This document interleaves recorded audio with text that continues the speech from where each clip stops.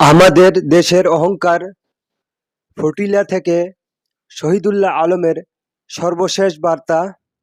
যেটা জানতে পেরেছি যে ইসরায়েলের আগে সমুদ্রজলার অন্যান্য যারা ছিল ওটা আলাদাভাবে গিয়েছিল, আমরা ভিন্নভাবে গিয়েছিলাম।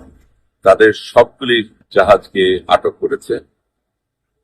আমরা সবচাইতে বড় জাহাজ এবং আমাদের সাথে 8টা ছোট নৌকা একই সাথে পাড়ি দিয়েছিল, একটু আগে পাড়ি দিয়েছিল আমাদের।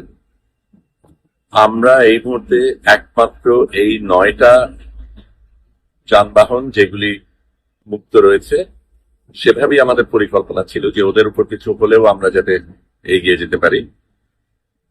আমরা আজকে ফিলিস্তিনি টাইম জোনে এসেছি, এখনো দূরত্ব রয়েছে, তবে আজকে আমরা এই 8টা ছোট নৌকাকে পার হয়ে যাব এবং তারপর থেকে আমাদের এই জাহাজটাই সবচেয়ে আগে থাকবে।